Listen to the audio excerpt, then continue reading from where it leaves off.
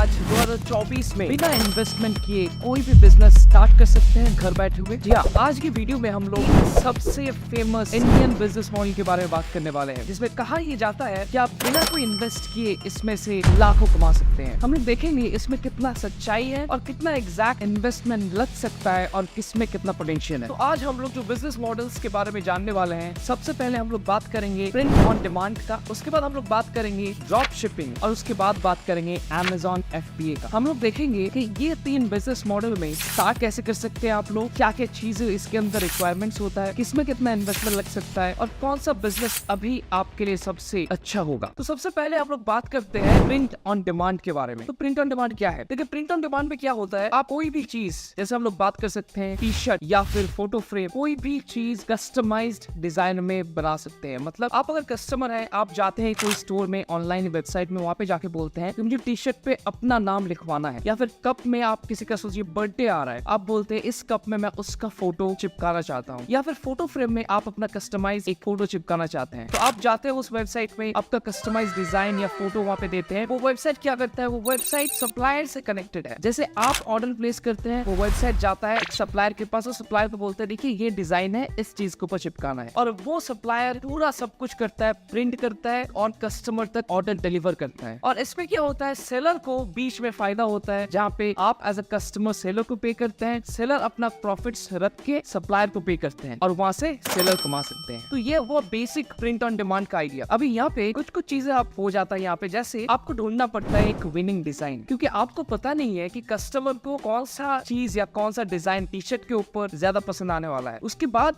सोचिए आप winning design आपको पता है, नेक्स्ट आपको ये पता करना होगा कैसे आप मेटा एड्स या गूगल एड्स के ऊपर एड्स रन कर सकते हैं। तो डिजिटल मार्केटिंग का नॉलेज चाहिए होगा आपको, तब जाके आप एड्स रन कर सकते हैं, क्योंकि एड्स से आपको ट्रैफिक लेके जाना होगा वेबसाइट के ऊपर। तो आपको यहाँ पे एड्स का नॉलेज होना जरूरी है, क्योंकि आप एड्स चलाएंगे और एड्स से आप ट्रैफिक लेके जाएंगे वेबसाइट पे। सेकंड चीज जो है आते हैं वेबसाइट। आपको वेबसाइट एक बनाना होगा जहाँ पे आप अपने सारे प्रोडक्ट्स, मतलब आपके डिजाइन्स वहाँ पे स्टोर करके रखेंगे। इसके लिए आप शॉपिफाई का भी यूज कर सकते हैं। दूसरा, जैसे कस्टमर ऑर्डर प्लेस करते हैं, वो ऑर्डर फुलफिल करने के लिए आपको चाहिए होगा सप्लाई, और आप चाहते हैं ये जो प्रोसेस है ऑर्डर, उसके बाद सप्लायर का और उसके बाद कस्टमर का डिलीवरी तक ना ज्यादा आप ऑटोमेट कर सके। तो इसके लिए कुछ एप्स आते हैं, शॉपिफाई एप्स, जिसका मदद आप ले सकते हैं। तो ये सप्लायर्स की अगर हम लोग बात करें, तो अगर हम लोग इंटरनेशनल की बात करें तो प्रिंटिफाई, प्रिंटफुल, ये कुछ सप्लायर्स है जिसकी मदद आप ले सकते हैं। अगर हम लोग इंडियन सप्लायर्स की बात करें जो प्रिंट ऑन डिमांड के लिए आप यूज कर सकते हैं, तो आप यूज कर सकते हैं क्विकिंग या प्रिंट्रोव, इसमें से किसी को भी आप यूज कर सकते हैं डिपेंडिंग ऑन किसमें कितना मार्जिन आपको मिल रहा है। अगर हम लोग बिजनेस में इन्वेस्टमेंट की बात करें, तो देखिए बिजनेस में जितना ज्यादा इन्वेस्टमेंट करे उतना कम है, या फिर जितना ज्यादा इन्वेस्टमेंट होगा उतना अच्छा है। यहाँ पे अगर कुछ हम लोग पकड़ के चले, क्योंकि यहाँ पे जो खर्चा होने वाला है वो होगा आपका एड्स के ऊपर। तो एड्स जैसे आप रन करेंगे, सोचिए आप 5 एड सेट रन करते हैं 200 रुपए का बजट लेके, तो इसमें आप पकड़ सकते हैं 1000 रुपए का डेली बजट। तो आप 30 डेज अगर कैलकुलेट करेंगे 30,000 का आपको बजट चाहिए होगा एड्स रन करने के लिए। तो अभी बात करते हैं सेकंड बिजनेस, ड्रॉप शिपिंग के बारे में। तो ड्रॉप शिपिंग क्या है? तो यहाँ पे आप एक वेबसाइट बनाते हैं, वहाँ पे कुछ प्रोडक्ट्स लिस्ट करते हैं, और जैसे कस्टमर ऑर्डर प्लेस करता है, कोई भी सप्लायर आप जिसको चूज करते हैं वो खुद फुलफिल करता है, कस्टमर तक ऑर्डर पहुंचाते हैं। और यहाँ पे आपको कोई प्रोडक्ट पहले से खरीद के रखने का जरूरत नहीं होता है। जैसे ऑर्डर आता है, कस्टमर पे करता है, उसके बाद जाके आप सप्लायर से पूछते हैं और सप्लायर इसको सप्लाई करते हैं। यहाँ पे एज ए सेलर आपको एड्स रन करना होता है, चाहे वो मेटा एड्स हो, फेसबुक एड्स हो, या फिर यूट्यूब एड्स या गूगल एड्स, उसके ऊपर एड रन करना पड़ता है, जिससे आप ट्रैफिक लेके आते हैं वेबसाइट पे। वेबसाइट के लिए आप शॉपिफाई या ऐसे सिमिलर कुछ एप्स यूज कर सकते हैं। जनरली सब शॉपिफाई यूज करता है, क्योंकि जो कनेक्शन होता है वो बहुत इजी एंड ऑटोमेटेड वे में आप कर सकते हैं। थर्ड, यहाँ पे जो जरूरत पड़ता है ऑटोमेटेड सप्लायर्स। यहाँ पे आप ग्लो रॉड या फिर रोपोसो जैसे सप्लायर्स को भी यूज कर सकते हैं, जिसमें क्या होता है ये ऑटोमेटिकली कनेक्टेड होता है, और एक बटन क्लिक से ही ये ऑर्डर्स वो सप्लायर्स ऑटोमेटिकली फुलफिल करते हैं, जहाँ पे वो खुद कस्टमर तक पैक करते हैं एंड कस्टमर तक डिलीवर करते हैं प्रोडक्ट्स को। और एज ए सेलर आप बीच में मार्जिन रखते हैं और प्रॉफिट कमाते हैं। तो यहाँ पे अगर हम लोग इन्वेस्टमेंट का बात करें, तो यहाँ पे जो इन्वेस्टमेंट लगता है वो लगेगा आपका एड्स के ऊपर। जैसे हम लोगों ने लास्ट प्रिंट ऑन डिमांड में बात किया था, सिमिलर इसमें भी आपको एड्स बजट ही लगेगा। कुछ खर्चा जैसे वेबसाइट बिल्डिंग का, शॉपिफाई का, ये अलग से आपको वहाँ पे पकड़ना पड़ेगा, जो उतना ज्यादा होता नहीं है, क्योंकि शॉपिफाई में आप कस्टम बिल्ड टेम्पलेट्स को यूज कर सकते हैं इसके लिए। जो थर्ड बिजनेस मॉडल है वो है Amazon FBA। अभी Amazon FBA में क्या होता है, इसमें आप प्रोडक्ट ढूंढते हैं जो अच्छा बिक सकता है, उसको Amazon के ऊपर लिस्ट करते हैं, और सप्लायर से आप प्रोडक्ट खरीदते हैं